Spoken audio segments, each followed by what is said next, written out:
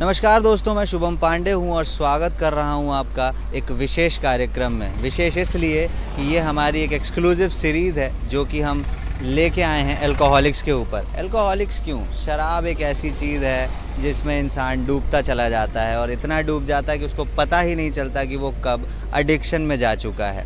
तो हम इस पर्टिकुलर सीरीज़ में कुछ ऐसे लोगों से मिलेंगे जो शराब के नशे में धुत हैं और उन्होंने अपने आप को इस पर्टिकुलर चीज़ से निकाल के लेके आए हैं। क्यों? क्योंकि उनको कुछ फ़ील हुआ, कुछ दुष्परिणाम उन्होंने फ़ेस किए। वो फिज़िकल हो सकते हैं, वो हेल्थ प्रॉब्लम्स उन्होंने फ़ेस करी हैं, कुछ फ़ाइनेंशियल प्रॉब्लम्स फ़ेस करी होंगी। इससे रिलेटेड उन्हें जब भी ये प्रॉब्लम्स दिखी तो उन्होंने ये सोचा कि हमको इससे बाहर निकलना है और उन्होंने सक्सेसफुली इस मिशन को पार लगाया है। तो आइए पहले एपिसोड में हम चलते हैं और मिलते हैं मिस्टर भरत से। और आइए मेरे साथ। तो हमारे साथ हैं मिस्टर भरत, जिनको मैं चैम्पियन कहूँगा। चैम्पियन इसलिए बिकॉज़ उन्होंने जिस पर्टिकुलर सिचुएशन से अपने आप को निकाला है, वहाँ से निकलना इतना आसान नहीं है। तो नमस्कार भरत जी, स्वागत है आपका खबरी चैनल में। थैंक यू सो मच, बहुत बहुत शुक्रिया।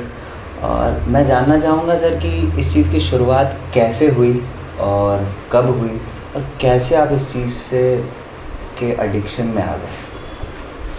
शुरुआत तो नॉर्मली जैसा होता है कि जब मैं इंजीनियरिंग कॉलेज में पहुंचा तो एक बड़े होने का एहसास, या अब उम्र बढ़ रही है तो दोस्तों का साथ, वो शामें कि जहाँ पर ये लगे कि इन शामों में तमाम चीज़ों के साथ यदि कुछ शराब भी साथ में जुड़ जाए तो शायद ये शामें और हसीन और रंगीन हो सकती हैं। इस ख़याल से उस तरफ एंट्री हुई।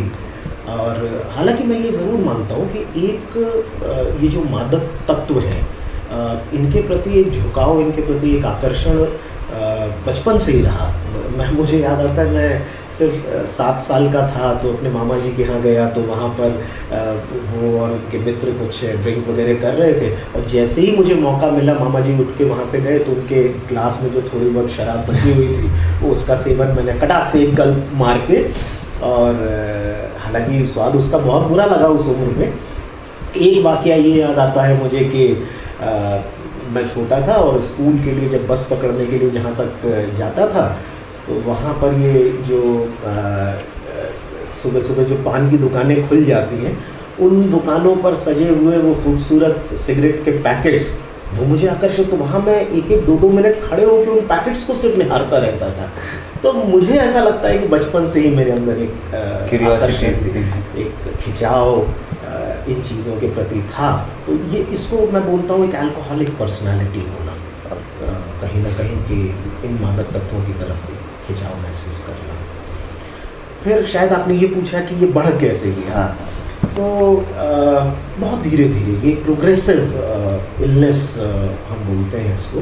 और प्रोग्रेसिव इलनेस का मतलब ये कि पहले वो सेवन कम है, अब वो सेवन धीरे धीरे बढ़ने लगा है।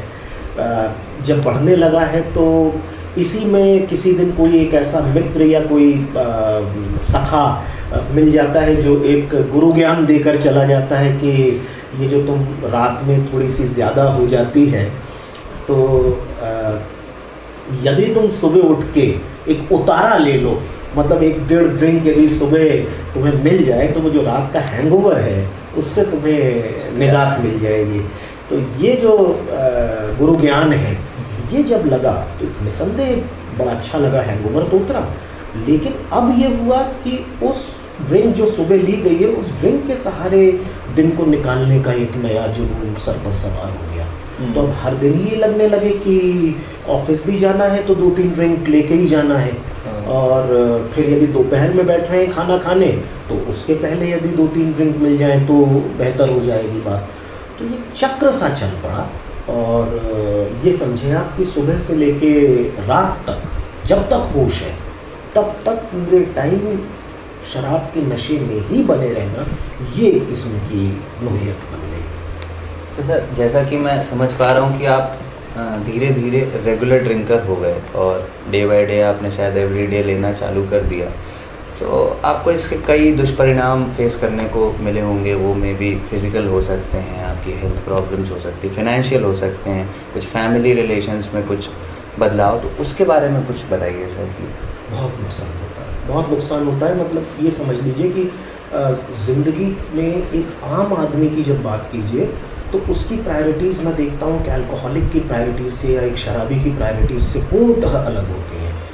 एक आम आदमी हमेशा अपनी फैमिली के बारे में चिंतित होता है, वो अपने आर्थिक सिचुएशंस के बारे में चिंतित होता है। उसे ये ख्याल रहता है कि उसे धनार्जन करना है जिससे उसके परिवार की उत्तरोत्तर बढ़ोतरी हो सके, परिवार की स्थितियों की। एक अल्कोहलिक, मतलब मैं यदि अपने लास्ट 3-4 साल याद करता हूँ तो मुझे ऐसा नहीं लगता कि कभी बहुत अच्छे से बैठकर मैंने परिवार की इन स्थितियों के बारे में विचार किया होगा। मेरे विचार में हमेशा ये बना रहता था कि कैसे मुझे शाम की शराब अरेंज करनी है, और शाम को ये विचार बना रहता था कि सुबह की शराब कैसे अरेंज होगी। अब आपका जो दूसरा सवाल जो है कि इसमें क्या क्या नुकसान मुझे झेलने पड़े, सबसे पहले तो ये स्थिति निर्मित हुई कि मैं सुबह का नाश्ता ही बिना 2-3 ड्रिंक लिए कर ही नहीं सकता था। पहली स्थिति जो मेरी, जिसके एवज़ में जो इंदौर के जाने माने गैस्ट्रोएंटरोलॉजिस्ट हैं, उन्होंने ये सलाह दी कि आपको तत्काल किसी इलाज की ज़रूरत है, पहली चीज़। दूसरा, मैं ये मानता हूँ कि इसके साइकाइट्रिक इश्यूज़ भी मेरे साथ होने लगे। मैं डिप्रेशन में जाने लगा, मैं मरने की बातें करने लगा, मुझे इस ज़िंदगी में रस आना ख़त्म हो गया। मैंने कुछ ऐसे डिसीजंस लिए जिनकी वजह से मेरा काम धंधा, मैं जिस कंपनी के लिए काम करता था बतौर बिजनेसमैन, मैं उस कंपनी का मध्य प्रदेश में एक्सक्लूसिव डिस्ट्रीब्यूटर हुआ करता था। और ये बड़ी नामचीन कंपनियां हैं, जिसका इस फोरम पर नाम लेना ठीक नहीं होगा, लेकिन मल्टीनेशनल कंपनीज़। और उनके लिए सन 2008 या 9 में मेरा जो पर्सनल जो टर्नओवर था हमारी कंपनी का, वो 10 करोड़ के ऊपर था। और हमने कहना चाहिए कि 3-4 साल के वक्फे में एक वो समय भी देखा है कि जहाँ पर हमारे घर में मेरी वाइफ के लिए कंफर्टेबली घर में झाड़ू पोछे की बाई को रख पाना नामुमकिन हो गया था। तो वो जो गिरावट मैं जो आपको बता रहा हूँ, हमारा शहर चेंज हुआ। मैं पहले इंदौर में रहता था, मुझे काम की तलाश में भोपाल आना पड़ा। मेरा 1.25 से 1.5 करोड़ का बंगला था और मैं यहाँ आकर भोपाल में 5,000 रुपये किराया देकर मकान में रहा। ये सब गिरावटें हैं, और ये गिरावटें मुझे बराबर ये सूचित कर रही थी कि तुम्हें इस दिशा से अपनी दिशा को बदलने की आवश्यकता है। इसी दिशा में चलने से तो अब जीवन नहीं चलेगा। तो अब मुझे किसी एक ऐसी मदद की ज़रूरत थी जिस मदद के सहारे मैं इसमें से पूर्णतः बाहर आ सकूं। तो आप ये जितना भी आपने लॉस के बारे में बताया, आप ये मानते हैं कि ये शायद अल्कोहल की वजह से ही हुआ है? Yes to a certain extent. देखिए, आपका प्रश्न है कि क्या ये अल्कोहल की वजह से, मतलब क्या ये शराब की वजह से, आप पार्शियली करेक्ट है। पार्शियली इस तरीके से करेक्ट है कि अल्कोहल की वजह से नहीं, अल्कोहलिज्म की वजह से हुआ है। इन दोनों में जो मूलतः जो फ़र्क है वो ये है कि जब मैं कहता हूँ कि शराब की वजह से हुआ है, तो शायद मैं कहीं ना कहीं ये कहना चाहता हूँ कि समाज में अब शराब बंद कर दीजिए। मैं ये नहीं कहना चाहता हूँ। मैं ये कहना चाहता हूँ कि मैं उस कैफियत को खो चुका हूँ जो शराब को बर्दाश्त कर सके। तो मैं शराब का विरोध नहीं कर रहा हूँ, मैं इस बात को स्वीकार कर रहा हूँ कि मैं शराब के काबिल नहीं हूँ। तो मुझे कहीं ना कहीं इलाज की मुझे ज़रूरत है। शराब का क्या करना है वो इस जो समाज में इस तरह के डिसीजन मेकर्स हैं वो लोग जाने। मैं ये जानता हूँ कि मेरे अंदर विद टाइम एक इस किस्म की कुछ बॉडीली रिएक्शंस चालू हो गए कि अब कम मात्रा में शराब लेकर मेरा काम नहीं चल सकता। तो जैसा कि आपने बताया कि आपको ये समझ में आने लगा कि आपको इलाज की ज़रूरत है, तो मैं ये जानना चाह रहा हूँ कि आपका पहला ऐसा कौन सा पॉइंट था या ऐसा कोई सिचुएशन आपके साथ हुआ हो जब आपको पहली बार लगा कि मैं इलाज की बात नहीं कर रहा, कि मुझे ये चीज़ छोड़नी है। ऐसा कब आपको फील हुआ कि आपको इस चीज़ से दूर जाना है पहली बार? ये तो शायद अंत तक भी नहीं लगा था। अच्छा। ये तो कभी लगा ही नहीं कि इससे दूर जाना। कुछ ऐसा दिमाग में, एक शराबी के दिमाग में कुछ ऐसा फीड हो जाता है ऑटोमेटिकली कि उसकी जीवन के बारे में कल्पना बिना शराब के मुमकिन नहीं होती। और लगभग ये तो मैं यदि ये आपसे कहूँ कि मेरे अंदर किसी चेंज की एक अवधारणा तैयार होने लगी थी तो ये गलत होगा। मेरे घर वाले ये चाहते थे या जानते थे कि इसको एक चेंज की ज़रूरत है। मेरे साथ ये था कि मुझे ये लगता था कि ऐसा कैसे मुमकिन है, मैं कैसे इससे बाहर आ सकता हूँ, मुमकिन ही नहीं है। लेकिन घर वालों ने अपनी खोज बहुत तेज़ कर दी थी कि कैसे एक रास्ता मिले जिससे भारत जो है वो इसमें से बाहर निकल सके। तो जैसा कि आपने बताया कि आपको तो कभी फील नहीं हुआ, आपके घर वालों को फील हुआ, और अभी जितना कि हम जानते हैं कि आप अल्कोहल छोड़ चुके हैं, तो मैं जानना चाहता हूँ कि कैसे आपने इस पर्टिकुलर सिचुएशन से अपने आप को निकाला, उसके बारे में कुछ बताइए। सन 2012 में जुलाई माह में एक प्रोग्राम आता था सत्यमेव जयते, शायद आप लोग परिचित होंगे। तो सत्यमेव जयते में एक एपिसोड प्योरली अल्कोहलिज्म पर बेस्ड था, और उससे मैं तो देखिए पी के धुत पड़ा हुआ था घर में, तो मुझे तो कोई होश नहीं। हालांकि पूरे परिवार ने, पूरे कुनबे ने ये कोशिश की थी कि भरत उस एपिसोड को ज़रूर देखें, और मैं सुबह से ही धुत होके घर में बेहोश सा ही पड़ा हुआ था ऑलमोस्ट।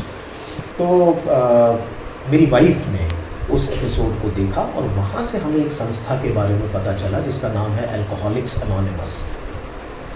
इस संस्था में मेरी पत्नी पहली बार मुझे लेके गई, और वहाँ के कॉन्टैक्ट नंबर्स वगैरह मिले, कॉन्टैक्ट किया, वहाँ हम लोग पहुँचे, और उसकी रेगुलर मीटिंग्स होती हैं अल्कोहलिक्स एनोनिमस की। कई दुनिया के कई शहरों में, मध्य प्रदेश में भी लगभग 10-15 अलग अलग जगहों पे, बल्कि 20 जगहों पर अलग अलग मीटिंग्स होती हैं। तो उस जगह का जब मुझे पता चला और वहाँ मैंने जाना शुरू किया, तो वहाँ मुझे अल्कोहलिज्म के बारे में और अपने बारे में कुछ ऐसी गहरी बातें पता चली कि फिर मुझे ये समझ में आया कि एक रास्ता है जिसके थ्रू इस गर्त में से निकला जा सकता है। अल्कोहलिक एनोनिमस के बारे में जब आपको पता चला, मतलब जस्ट मैं जानना चाह रहा हूँ कि आपका पहला रिएक्शन क्या था कि मेरे को ये ज्वाइन करना चाहिए? नहीं, इच्छा तो नहीं थी, लेकिन एक घर वालों का प्रेशर था। इच्छा नहीं थी भी, जब मैं बोलता हूँ तो ऐसा लगता है, देखिए कहीं ना कहीं मैं अपनी ज़िंदगी से दुखी तो था, परेशान तो था, ये तो समझ ही रहा था कि मैं कुछ ऐसा कर रहा हूँ जो करने के लिए तो शायद मैंने जन्म नहीं लिया है। अल्टीमेटली मैं भी एक नॉर्मल ह्यूमन लाइफ जीना चाहता था, रास्ता मेरे पास नहीं था, और मुझे ये भी लगता था कि रास्ता इसके लिए हो भी क्या सकता है, शायद ये जीवन है, इसे मैंने अपने ही हाथों से ख़त्म किया है, तो मैं इसको ठीक कर भी कैसे सकता हूँ, अब तो ये ख़त्म सा ही है जी।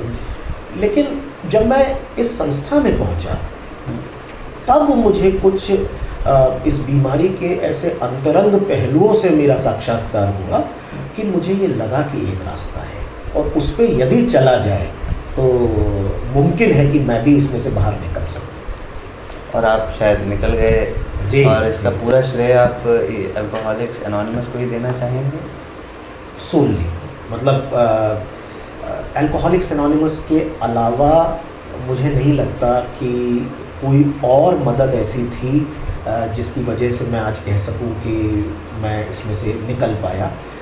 मैं बहुत खुशी से आपके साथ ये शेयर करना चाहूँगा कि आज लगभग 10 सालों से मैंने शराब को हाथ भी नहीं लगाया है, और इसका थैंक यू सो मच, और इसका पूरा श्रेय, पूरा जो क्रेडिट है वो इस संस्था को जाता है जिसका नाम अल्कोहलिक्स एनोनिमस है। और मैं आपको ये बताना चाहूँगा कि न सिर्फ मैं, बल्कि अल्कोहलिक्स एनोनिमस की मदद से दुनिया भर में लगभग 50 लाख लोग आज शराब से दूर होकर एक उपयोगी जीवन, उपयोगी मतलब कि वो खुद तो दूर हैं ही, और पैरेलली उनका ये विचार है कि किस तरीके से ऐसा कुछ काम हो कि अन्य शराबी जो हैं दुनिया में वो शराब के बगैर जीवन जीने का तरीका ढूंढ सके, उनको उस तरीके को ढूंढवा पाने में उनकी मदद करना अब इनकी ज़िंदगी का एक मुख्य एम है।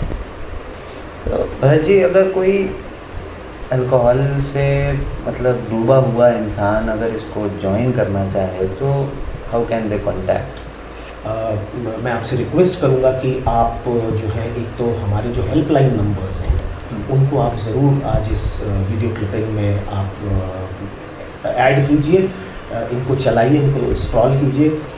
और इसके अलावा मैं हमारे दर्शकों से भी ये रिक्वेस्ट करूँगा कि यदि उनके यहाँ उनके जानने में या तो उनको खुद समस्या हो सकती है या उनके जान पहचान में किसी को ये समस्या अल्कोहलिज्म, WHO ने इसे डिजीज़ कहा है और बहुत सारे स्वास्थ्य संगठनों ने इसे एक बीमारी का दर्जा दिया है।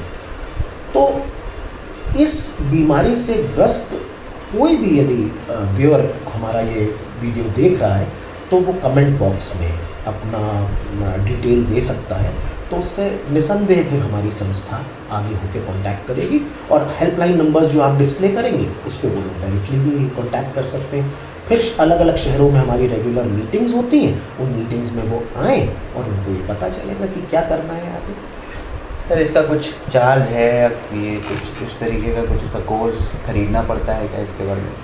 एब्सोल्युटली फ्री ऑफ कॉस्ट, पूर्णतः फ्री ऑफ कॉस्ट। और ये है कि चूँकि ये एक स्वयं की मदद करती हुई संस्था है, मतलब हमारी ये संस्था जो है हमारे अपने अंशदानों से चलती है, तो मन करे तो अंशदानों में कुछ दे दीजिए, वरना तो कुछ देने शर्त तो कुछ है ही नहीं। और किसी चीज़ की कोई फाउंडेशन नहीं है कि ये करना ही है? Absolutely not, absolutely not. Sir मैं चाहता हूँ एक लास्ट मैसेज आप व्यूअर्स को दें कैमरा की तरफ देख के, कि जो इस अल्कोहल में डूबा हुआ है उसको एक आपकी तरफ से, जो भी आपने अपने पूरे एक्सपीरियंस में जब आप ड्रिंक करते थे, जब आपने छोड़ दिया, आपने जो भी एक चीज़ एक्सपीरियंस करी हो जो आप किसी को बताना चाहें, वो मैं चाहूँगा कि आप हमारे व्यूअर्स को बताएं। एक लास्ट मैसेज आपकी तरफ से प्लीज़ कैमरा को देखिए। इनिशियली मुझे ज़िंदगी सिर्फ शराब के नशे में ही खूबसूरत लगा करती थी, लेकिन मैं ये सोच भी नहीं सकता था कि ज़िंदगी इतनी खूबसूरत है और क्या ये बगैर शराब के सेवन के भी इतनी खूबसूरत महसूस हो सकती है। ये मुझे अल्कोहलिक्स एनोनिमस की इस यात्रा के दौरान ही समझ में आया। तो ऐसे कोई भी मेरे दोस्त, ऐसे कोई भी मेरे मित्र, ऐसे कोई भी मेरे भाई जो इस शराबीपन के गर्त में यदि डूब रहे हैं या खुद को डूबता हुआ देख रहे हैं, तो मेरा उनसे निवेदन है कि हिम्मत हारने के पहले एक बार अल्कोहलिक्स एनोनिमस को ज़रूर मौका दें। Thank you so much. तो जैसा कि आपने सुना भरत जी की जर्नी के बारे में, जैसे कि वो अल्कोहल में एकदम डूब चुके थे और कैसे उन्होंने अपने आप को इस पर्टिकुलर सिचुएशन से निकाला जिसमें उनकी मदद अल्कोहलिक्स एनोनिमस ने करी। मैं ये बोलना चाहूँगा कि देखिए, जब आप अल्कोहल में धुत हो जाते हैं, अल्कोहल के नशे में आप जब धुत हो जाते हैं, तो उसके बहुत सारे दुष्परिणाम हैं। कुछ आपको भरत जी ने बताए, आपके साथ अलग तरीके के हो सकते हैं। मैं चाहता हूँ कि अगर आपको लगे या आपके किसी टच में किसी बंदे का हो या आपके फैमिली मेम्बर के साथ ऐसा कुछ हो रहा हो, प्लीज़ एक बार कांटेक्ट करिए, क्योंकि अगर उससे उस एक स्टेप से उसका अल्कोहल से जीवन सुधर सकता है या उस एक स्टेप से उसका जीवन सुधर सकता है, तो प्लीज़ मुझे ऐसा लगता है आपको कांटेक्ट करना चाहिए। बाकी देखते रहिए खबरी, क्योंकि खबरी की है हर खबर पर नज़र। नमस्कार।